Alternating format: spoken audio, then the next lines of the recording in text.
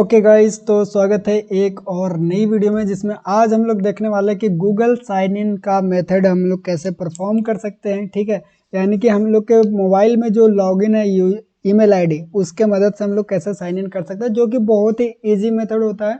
आजकल हर एक ऐप इसको देता है ताकि यूज़र को जितना ज़्यादा हो सके उतना ज़्यादा ईजी बनाया जाए ऐप को यूज़ करना। ठीक है, तो ये मेथड आज हम लोग देखने वाले जो कि बहुत इंपॉर्टेंट है। इसके लिए कुछ क्राइटेरिया है। आपकी जो इमुलेटर है उसमें प्ले स्टोर होना चाहिए और प्ले स्टोर में आपके एक ईमेल आईडी लॉगिन होनी चाहिए। ये क्राइटेरिया है, ये आप फुलफिल कर लेना। ठीक है, अब जब भी इमुलेटर क्रिएट करो तो देखो उसमें प्ले स्टोर है कि नहीं। जब इमुलेटर क्रिएट हो जाए तो उसमें जाके देख लो कि प्ले स्टोर है कि नहीं, और फिर जाके ये भी देख लो कि ईमेल आईडी लॉगिन है कि नहीं। नहीं है तो लॉगिन कर लेना।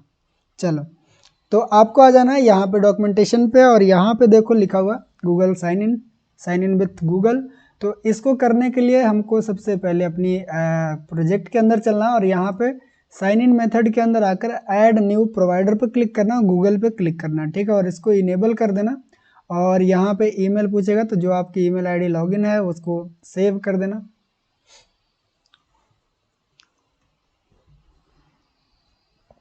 इतना करते के साथ जो हमारी प्रोजेक्ट है उसके अंदर गूगल साइन इन का जो मेथड है वो इम्प्लीमेंट हो जाएगा। ये सारी चीज़ें करने की ज़रूरत नहीं है, इसको ऐसे रहने दो, आप डन कर दो। ठीक है, ये हमारे देखो गूगल के लिए भी यहाँ पे मेथड आ गया है।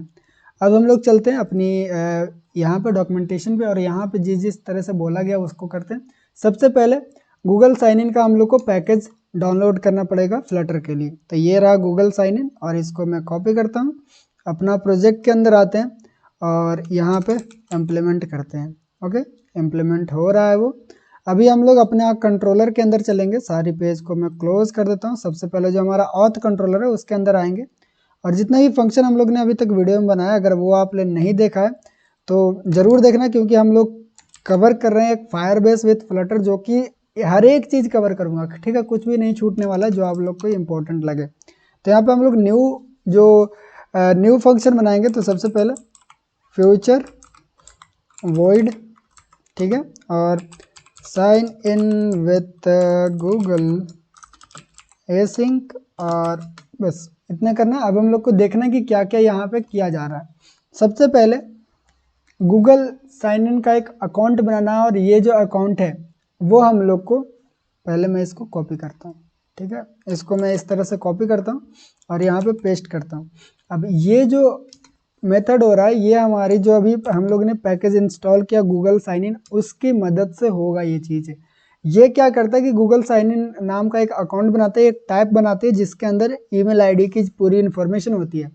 उसका नाम हम लोग देते हैं गूगल यूज़र, और यही वो मेथड है जिसके मदद से गूगल साइन इन का मेथड परफॉर्म होता है। ठीक है, तो इतना लिखते हैं। अभी अगर आपको क्यूरियोसिटी है कि इतना लिखने से क्या काम करता है तो वो भी हम लोग देख लेते हैं।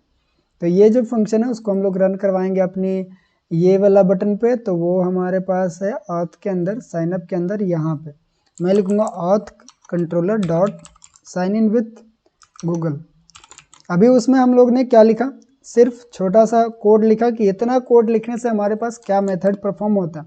तो जैसे इस वक्त मैं क्लिक करूँगा तो ये बोला मिसिंग प्लगइन एक्सेप्शंस। ठीक है, ये इसीलिए आता है ताकि आपने जो रिसेंटली प्लगइन जो इंस्टॉल किया है वो सही से इसमें डाउनलोड नहीं हुआ या फिर कुछ एरर आई, तो आपको इसका सॉल्व करने के लिए सिंपल सा तरीका है कि आप एक बार ऐप को बंद करके चालू कर लो, सॉल्व हो जाएगा। ठीक है, एक बार फिर से ऐप को रन होने देते हैं, तो फिर मिलता हूँ। अगर आप फ्लटर को रन कर रहे हो, ठीक है, और डिबग से रन नहीं हो रहा, तो आपको सिंपल सा क्या करना है कि फ्लटर रन लिखना है टर्मिनल में, और ठीक है वो यहाँ पे एक परमिशन मांगेगा मल्टीडेस्क सपोर्ट को, आप यस करना। इसके बाद आपकी जो ऐप है वो रन हो जाएगा, क्योंकि जब भी आप साइन इन गूगल का पैकेज इंस्टॉल करोगे तब ये मल्टीडेस्क सपोर्ट को परमिशन मांगता है। ठीक है, ये चीज़ें आप ध्यान रखना। तो डायरेक्टली जब डीबग करने जाओगे तब वो डीबग नहीं होगा, तो आपको एक बार आकर मैनुअली यहाँ पे फ्लटर रन लिखना पड़ेगा, उसके बाद डीबग हो जाएगा, और उसके बाद आप इसको मतलब क्लोज करके फिर से डीबग कर सकते हो। जैसे कि ये हमारा ऐप रन हो चुका है, अगर मैं चाहूँ तो क्यू दबा के इसको क्लोज कर दिया, फिर से रन डीबग पे क्लिक करूँगा, तब हमारा ऐप जो है डीबग हो जाएगा। तो यहाँ पे आप देख सकते हो कि हमारी जो ऐप है वो डीबग हो चुकी है सक्सेसफुली।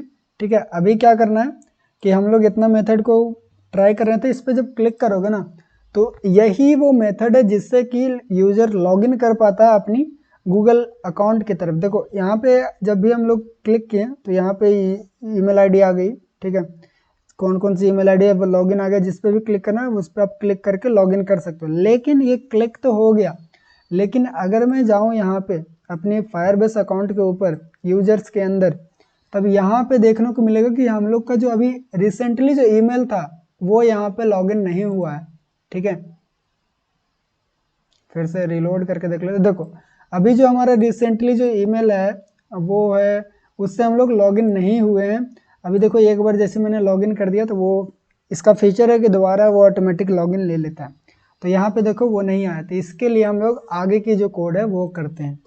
तो उसके लिए हम लोग करेंगे ये चीज़ें, यहाँ पे सिंपल लिखा हुआ कि अगर ट्रिगर करेगा ऑथेंटिकेशन फ्लो, यानी कि यहाँ पे जब भी क्लिक करोगे तो ये ट्रिगर करेगा कि जो ऑथेंटिकेशन का है वो पॉपअप आ जाए, ठीक है। Obtain the auth details from request, यानी कि जो हम लोग ने क्लिक किए हैं उसमें जितने भी डिटेल्स है गूगल की ऑथेंटिकेशन के लिए उसको ये कलेक्ट करेगा। तो ये चीज़ें को भी हम लोग यहाँ पे पेस्ट कर देते हैं, ठीक है।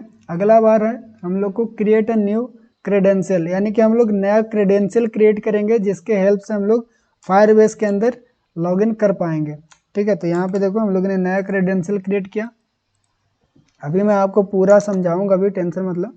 उसके बाद फाइनली हम लोग फायरबेस के अंदर यहाँ पे लॉगिन करेंगे। तो यहाँ पे मैं नीचे आकर यहाँ से इस तरह से, तो फायरबेस इंस्टेंस लिखा हुआ, तो हम लोग फायरबेस इंस्टेंस की जगह ऑथ बनाए थे, तो ऑथ यहाँ पे डालकर ये हमारा काम हो चुका है।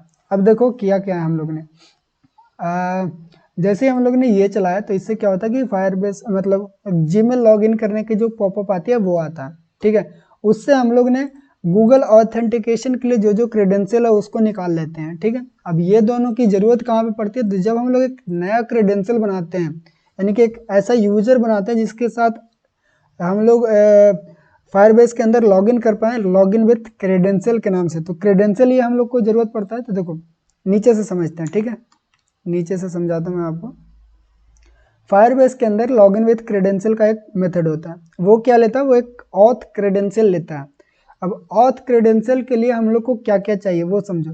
तो Google auth provider dot credential के लिए हम लोग को एक्सेस टोकन और आईडी टोकन चाहिए। अब ये जो दोनों टोकन होता है, एक्सेस टोकन हमको मिलता है गूगल ऑथ के मदद से, ठीक है। और गूगल ऑथ किसके अंदर होता है, तो वो होता है Google sign in with authentication, in authentication, इसके मदद से हम लोग को एक्सेस टोकन मिलता है। और गूगल यूजर जो गूगल साइन इन अकाउंट है उसके अंदर से हम लोग को क्या मिलता है, सॉरी दोनों से हम लोग को एक्सेस टोकन और एक्सेस आईडी मिल जाती है, ठीक है, थोड़ा सा गलती। और जो गूगल ऑथ है वो कहाँ से मिलती है, तो हम लोग को गूगल यूजर से मिलती है गूगल ऑथ, ठीक है। तो ये चीज़ें आप लोग को ध्यान रखनी है। तो सारी चीज़ एक दूसरे से लिंक है, इसीलिए हम लोग ये पूरा को लिखते हैं। अब अगर मैं फिर से आपको यहाँ पर क्लिक करूँ तो अभी देखो अभी भी हमारा जो काम है वो हो नहीं पा रहा। तो एक बार एक काम करते हैं, एक बार देख लेता हूँ कि हमारी जो यूज़र है वो लॉगिन हो चुका है क्या। तो यस, देखो कि अब हमारी जो यूज़र है वो लॉगिन हो चुकी है। और यहाँ पे देखो कि वो प्रोवाइडर भी आ गया कि गूगल से ये हमारे पास लॉगिन हुआ है। तो एक काम करते हैं कि जितना भी ये है अभी ऐप है उसको मैं एक बार रिस्ट मतलब पूरा वो कर देता हूँ, डिलीट कर देते हैं, ठीक है। फायरबेस बाइटी ये रहा, इसको डिलीट करेंगे ताकि हम लोग के पास वो जो पॉपअप थी वो आ जाए। इसको जैसे मैंने डिलीट किया तो हमारी जो डिबग है वो भी बंद हो जाएगा। फिर से हम लोग इसको डिबग करते हैं, फिर से लॉगिन करने का ट्राई करेंगे।